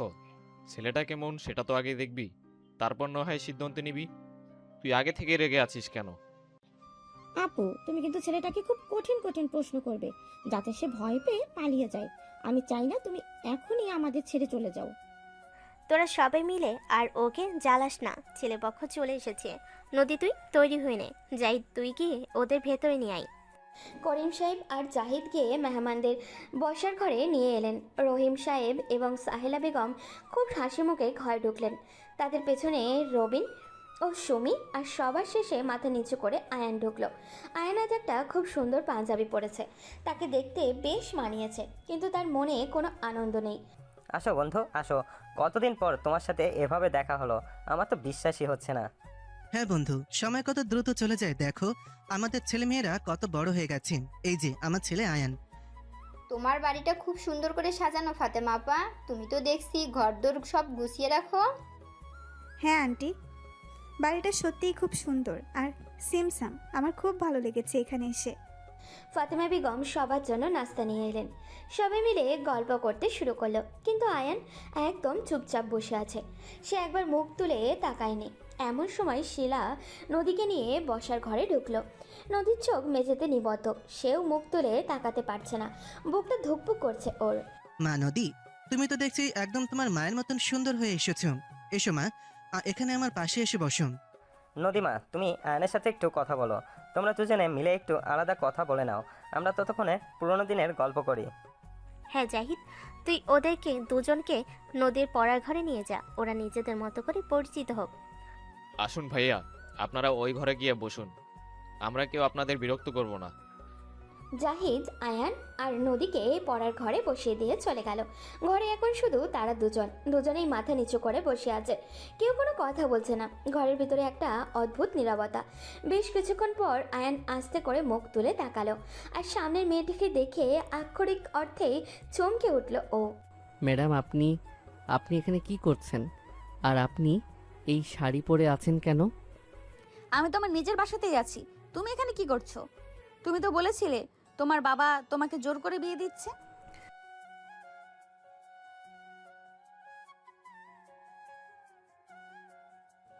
আমি নিজেও তো কিছুই বলতে পারছি না।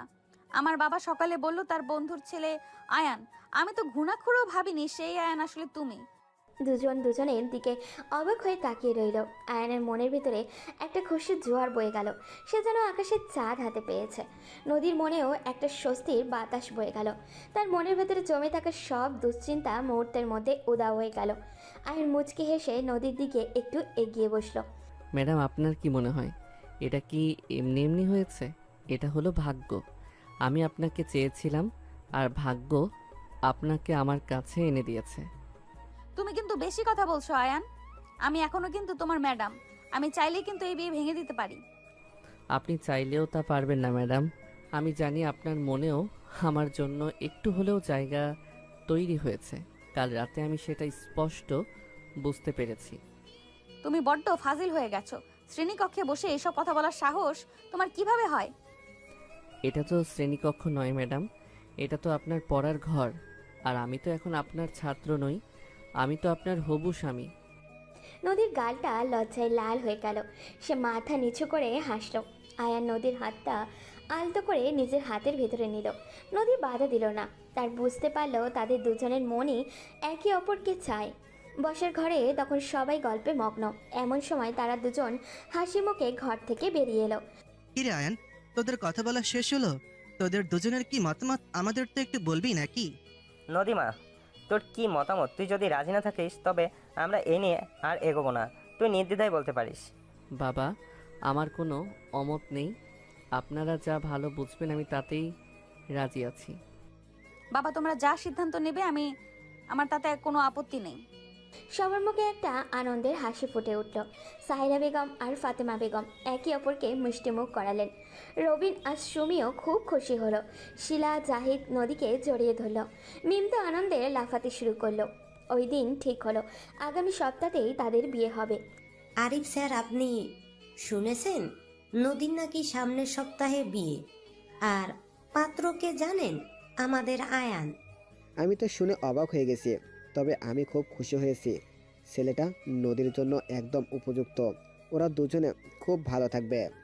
দোস্ত, তুই তো একদম বাজিমাত করে দিলি। আমরা তো ভাবতেই পারিনি তুই এত সহজে নদী ম্যাডামকে নিজের করে নিবি। এবার তো ম্যাডামকে তোর কথা শুনতেই হবে। তুই তো এখন ম্যাডামের স্বামী হতে চলেছিস। আমাদের কিন্তু বড় পার্টি দিতে হবে। তোরা কোনো চিন্তা করিস না, বিয়ের দিন তোদের জন্য বিশেষ ব্যবস্থা থাকবে। আমি তো খুশিতে পাগল হয়ে যাচ্ছি। কোচিং সেন্টারেও এই খবর ছড়িয়ে পড়তে বেশি সময় লাগলো না।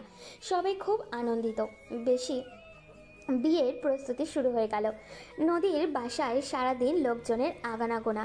শিলা আর জাহিদ বিয়ের কেনাকাটা নিয়ে খুব ব্যস্ত। আয়ানের বাসাতেও সাজো সাজো রব। বকুল আর সাগর মিলে পুরো বাড়ি আলো দিয়ে সাজাচ্ছে। নদী, তুই এই লাল শাড়িটা পরবি বিয়ের দিন, তোকে একদম পরীর মতো লাগবে। দেখিস আয়ান তোকে দেখে চোখ ফেরাতে পারবে না।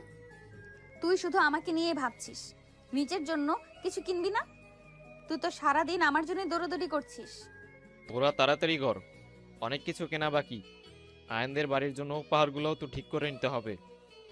আয়ান, তুই এই শেরওয়ানিটা পরে দেখ, তোকে একদম রাজপুত্রের মতো লাগছে। ভাইয়া তোর জন্য এটা অনেক পছন্দ করে কিনেছে।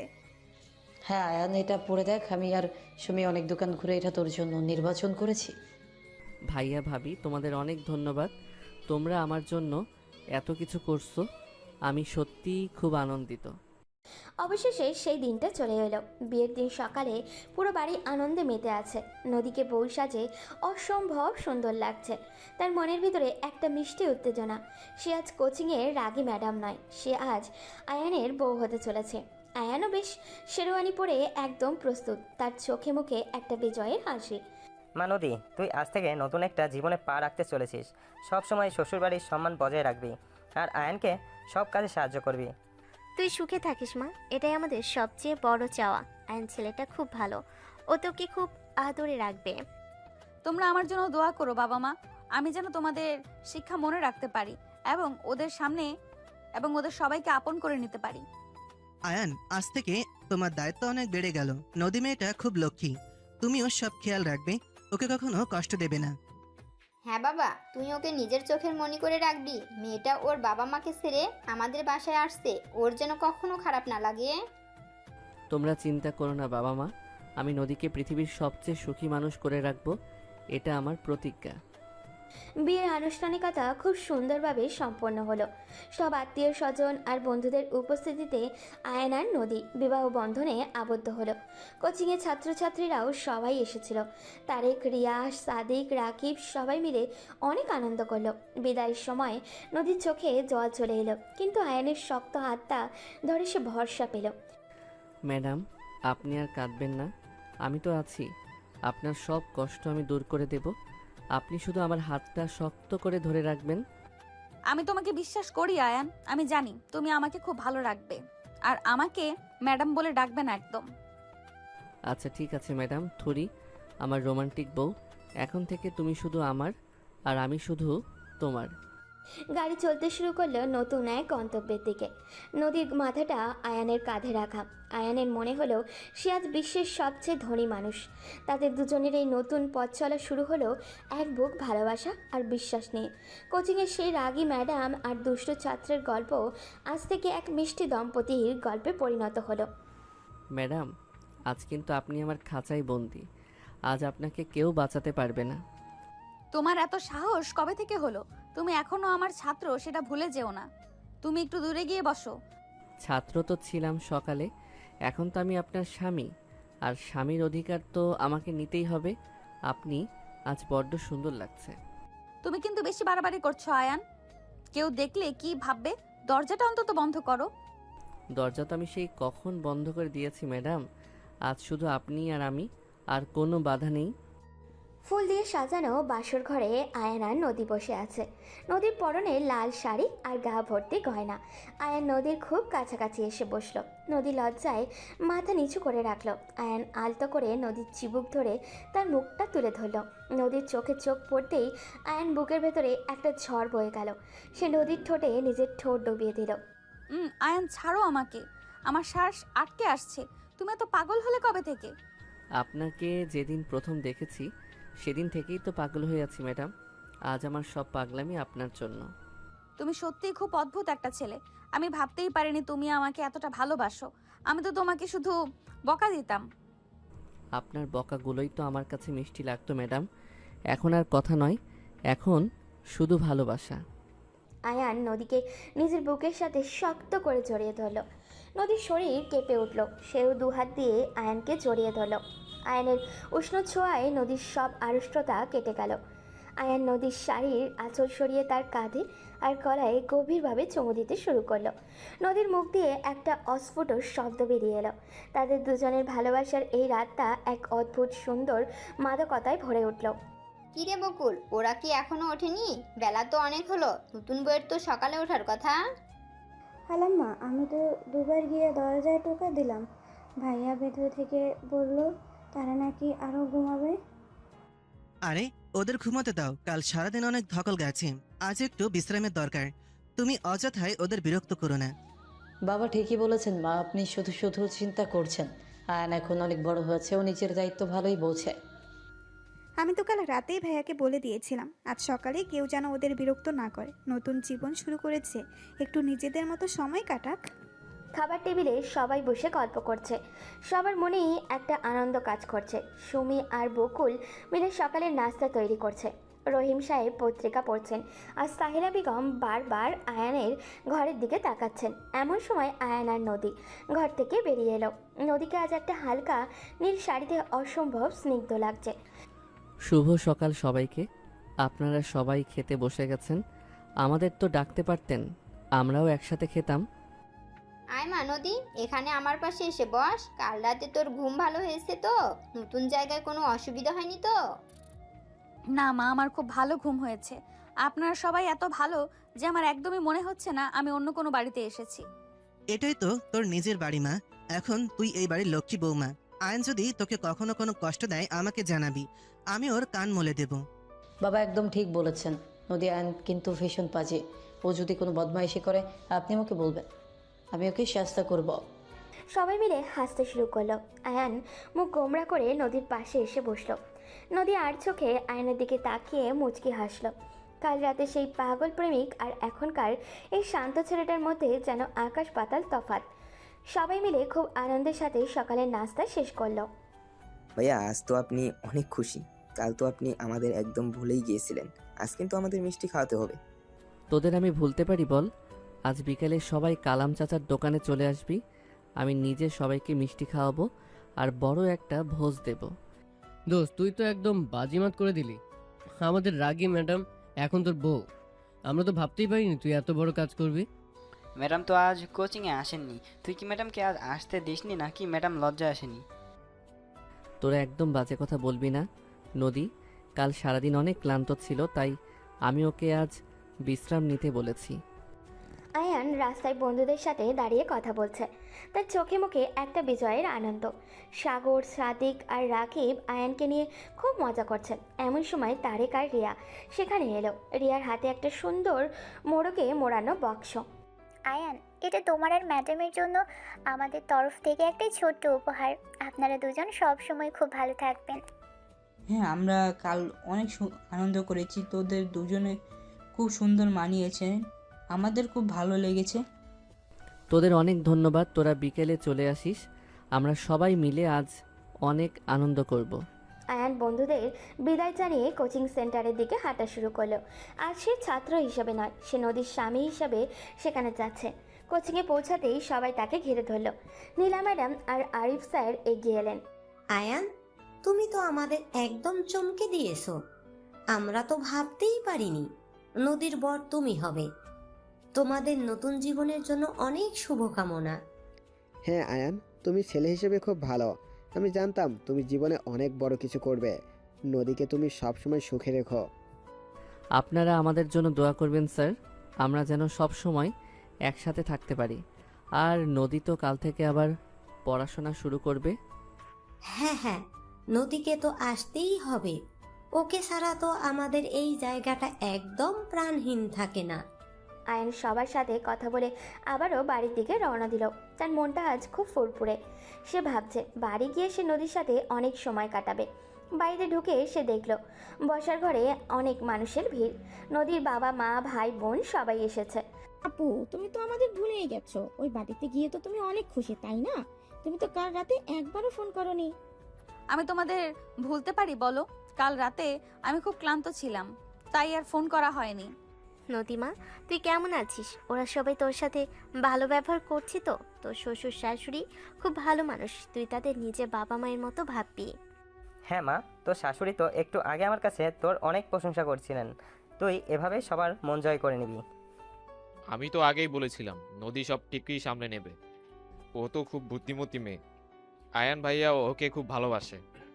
আয়ান ঘরে ঢুকে সবার সাথে কুশল বিনিময় করলো। ফাতেমা বেগম আয়ানকে কাছে ডেকে মাথায় হাত বুলিয়ে দিলেন। করিম সাহেব আয়ানকে বুকে জড়িয়ে ধরলেন। নদীর চোখে একটু জল চলে এলো তার বাবা মায়ের এই ভালোবাসা দেখে। আয়ান নদীর চোখের জল দেখে ইশারায় তাকে কাছে ডাকলো। দোস্ত, তুই এত কাঁদছিস কেন? তোর তো এখন খুশিতে লাফানোর কথা। তুই এমন একটা ভালো বর পেয়েছিস, আর কি চাস জীবনে? আমি তো আনন্দে কাঁদছি শিলা। আমি কখনো ভাবিনি আমার জীবনে এত সুখ লেখা আছে। আয়ন আমাকে খুব ভালোবাসে রে। ম্যাডাম, আপনি আবার কাঁদছেন কেন? আমি তো আপনার চোখের জল একদম সহ্য করতে পারি না। এবার কিন্তু আমি সবার সামনে আপনাকে চুমু খেয়ে বসবো। তুমি একদম চুপ করে থাকো আয়ান, সবাই শুনলে কি ভাববে? তোমার মুখে কোনো লাগাম নেই, তুমি সব সময় শুধু উল্টাপাল্টা কথা বলো। শিলা আর জাহিদ তাদের কথা শুনে হাসতে শুরু করলো। আয়ান নদীর হাতটা শক্ত করে ধরে রাখলো। নদীর পরিবারের সবাই বেশ কিছুক্ষণ গল্প করে চলে গেল। দুপুরে খাবারের পর সবাই একটু বিশ্রামের জন্য নিজেদের ঘরে গেল। আয়ান ঘরে ঢুকে দরজা আটকে দিল। ম্যাডাম, আপনি তো আজ সকাল থেকে আমাকে একদম সময় দেননি, শুধু সবার সাথে গল্প করে কাটালেন। এবার আমার দিকে একটু মনোযোগ দিন। তুমি আবার শুরু করলে আয়ান? এখন ভর দুপুরবেলা কেউ যদি ডাক দেয় তখন কি হবে? তুমি একটু শান্ত হয়ে বসো। আমি শান্ত হতে পারবো না ম্যাডাম, আপনার এই মিষ্টি হাসি আমাকে পাগল করে দেয়। আমি আপনাকে এক মুহূর্তের জন্য চোখের আড়াল করতে চাই না। আয়ান, তুমি সত্যিই খুব রোমান্টিক। আমি ভাবতাম তুমি শুধু দুষ্টুমি করতে পারো, এখন তো দেখছি তুমি কথার জাদুকর হয়ে গেছো। আয়ান নদীকে টেনে বিছানায় শুয়ে দিল। সে নদীর গায়ের উপরে ঝুঁকে পড়তে তার ঠোঁট আবারও একটা দীর্ঘ চুমু দিল। নদী দু হাত দিয়ে আয়ানের চুলগুলো এলোমেলো করে দিল। আয়ানের হাত নদীর শরীর আনাচে কানাচে ঘুরতে লাগলো। নদীর প্রতিটি নিঃশ্বাসে আয়ানের নামের প্রতিধ্বনি হতে লাগলো। দুপুরবেলাটা তাদের দুজনের ভালোবাসার এক নতুন অধ্যায় তৈরি করলো। বাবা আয়ান, তুমি আজ অনেক খুশি। আমি তো তোমার হাসি মুখে দেখে আমার সব কষ্ট ভুলে গেছি। চাচা, আপনার শরীর এখন কেমন আছে? আপনি তো আমাকে অনেক ভয় পাইয়ে দিয়েছিলেন। আপনাকে তো আমি নিজের চাচার মতোই দেখি। আমি এখন অনেক ভালো আছি বাবা। তুমি সেদিন ছিলে বলেই তো আমি বেঁচে গেলাম। তুমি আর নদীমা সবসময় খুব সুখে থাকো। ভাই, আপনি তো শুধু চাচার খোঁজ নিচ্ছেন, আমাদের মিষ্টির কি হবে? আমরা তো সেই কখন থেকে বসে আছি। বিকেলে আয়ান তার বন্ধুদের নিয়ে কালাম চাচার দোকানে এসেছে। সে সবাইকে নিজের হাতে মিষ্টি খাইয়ে দিল। সবাই মিলে অনেক গল্প আর আড্ডাও হলো।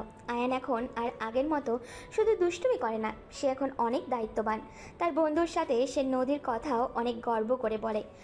দোস্ত, তুই কাল থেকে আর ম্যাডামের ক্লাসে যাবি না। তুই কি বাসায় ম্যাডামের কাছে প্রাইভেট পড়বি নাকি? হ্যাঁ, সেটাই তো ভালো। ম্যাডাম তোকে বাসায় একা পেয়ে সব পড়া আদায় করে নেবে, তখন বুঝবি মজা। তোরা বুঝবি না রে, নদীর মতো একজন শিক্ষিকা আর এমন একজন বউ পাওয়া ভাগ্যের ব্যাপার। আমি তো ওর কাছে সারা জীবন ছাত্র হয়ে থাকতে রাজি আছি। বন্ধুরা আয়ানের কথা শুনে খুব অবাক হলো। তারা বুঝতে পারলো আয়ান নদীকে কতটা ভালোবাসে। আড্ডা শেষে আয়ান বাড়ির দিকে হাঁটা শুরু করলো। রাতের আকাশে তখন অনেক তারা ফুটে উঠেছে। আয়ানের মনটা আজ কানায় কানায় পূর্ণ। সে দ্রুত পায়ে বাড়ির দিকে এগোতে লাগলো, কারণ সে জানে নদী তার জন্য অপেক্ষা করছে। তুমি একটু দেরি করলে কেন? তুমি এত দেরি করলে কেন আয়ান? আমি সেই কখন থেকে তোমার জন্য বসে আছি। তোমার বন্ধুরা তোমাকে ছাড়তে চায় না নাকি? বন্ধুদের সাথে একটু আড্ডা দিচ্ছিলাম ম্যাডাম। আপনি কি আমাকে মিস করছিলেন? আপনি চাইলে আমি আর কখনো বন্ধুদের সাথে আড্ডা দেব না। আমি তেমনটা বলিনি। তুমি বন্ধুদের সাথে আড্ডা দেবে, কিন্তু সব সময় তো বাড়িতে ফিরতে হবে। তুমি তো এখন আর একা নাও। আমি জানি ম্যাডাম, আমি এখন আপনার। আমি সারা জীবন শুধু আপনারই থাকবো। আপনি শুধু আমাকে এইভাবে ভালোবাসবেন। আয়ান নদীর কোলে মাথা রেখে শুয়ে পড়ল। নদী আয়ানের চুলে বিলি কেটে দিতে লাগলো। তাদের দুজনের এই শান্ত সময়টা খুব সুন্দর লাগছে। ঘরের জানালা দিয়ে চাঁদের আলো এসে নদীর মুখে পড়েছে। আয়ান মুগ্ধ হয়ে সেই আলো মাখা মুখটা দেখছে। ম্যাডাম, আপনি জানেন আমি আপনাকে প্রথম কবে ভালোবেসেছিলাম? যেদিন আপনি আমাকে প্রথমবার শ্রেণীকক্ষ থেকে বের করে দিয়েছিলেন। সেদিন আপনার রাগী মুখটা দেখে আমি আপনার প্রেমে পড়ে যাই। তুমি একটা পাগল আয়ান। কেউ কাউকে বকা দিলে কেউ প্রেমে পড়ে? তুমি সব সময় শুধু আমাকে রাগানোর চেষ্টা করতে। আমি সত্যি সত্যি রেগে যেতাম। আপনার রাগ ভাঙানোর জন্যই তো আমি এত কিছু করতাম ম্যাডাম। আমি তো জানতাম আপনার রাগের পেছনে অনেক ভালোবাসা লুকিয়ে আছে। তুমি ঠিক ধরেছ আয়ান। আমি হয়তো মুখে অনেক কিছু বলতাম, কিন্তু আমার মনের ভেতরে তুমি সব সময় ছিলে। আমি নিজেও বুঝতে পারিনি কখনো তোমাকে ভালোবেসে ফেলেছি। আয়ান উঠে বসে নদীকে নিজের বুকের সাথে জড়িয়ে ধরল। সে নদীর কপালে একটা গাঢ় চুমু দিল। নদীর চোখ বন্ধ করে সেই ছোঁয়া অনুভব করলো। তাদের দুজনের মনে সব কথা আজ যেন মিলেমিশে একাকার হয়ে গেছে। ম্যাডাম, আমি আপনাকে কথা দিচ্ছি, জীবনে যত কঠিন সময় আসুক না কেন আমি কখনো আপনার হাত ছাড়বো না। আপনি আমার জীবনের সবচেয়ে বড় আশীর্বাদ। আমিও তোমাকে কথা দিচ্ছি আয়ান, আমি সব সময় তোমার পাশে থাকব। তোমার সব দায়িত্ব আমি নিজের কাঁধে নেব। আমরা দুজন মিলে একটা সুন্দর সংসার গড়ব। তাহলে তো আমাদের এখনই শুরু করতে হবে ম্যাডাম। সংসার গড়ার কাজ তো অনেক বাকি। রাতও অনেক হলো, চলুন এবার ঘুমাই নাকি অন্য কিছু করব? তুমি খুব অসভ্য হয়ে গেছো আয়ান। সব সময় শুধু দুষ্টু চিন্তা মাথায় ঘোরে তোমার। তুমি চুপ করে ঘুমাবে এখন। আপনার পাশে শুয়ে আমি কিভাবে চুপ করে ঘুমাবো ম্যাডাম? আপনি তো আমার ঘুম কেড়ে নিয়েছেন। আমাকে আজ কেউ আটকাতে পারবে না। আয়ান আবার নদীকে নিজের ভালোবাসার জালে আটকে ফেল। নদী আর কোনো বাধা দেওয়ার শক্তি রইল না। সে নিজেকে আয়ানের কাছে সম্পূর্ণভাবে সঁপে দিল। তাদের দুজনের গভীর ভালোবাসার আদান প্রদান শুরু হলো। রাতের অন্ধকার তাদের এই পবিত্র মিলনকে আরও সুন্দর করে তুলল। এভাবেই কোচিং এর সেই রাগী ম্যাডাম আর দুষ্ট ছাত্রের গল্পটা এক মধুর সমাপ্তির দিকে এগিয়ে গেল। তারা দুজনে প্রমাণ করলো ভালোবাসার কোনো নিয়ম মানে না, সে নিজের পথ নিজেই তৈরি করে নেয়। আয়ান এবং নদী এই রোমান্টিক যাত্রা আজীবন এভাবেই ভালোবাসায় ভরপুর হয়ে থাকবে।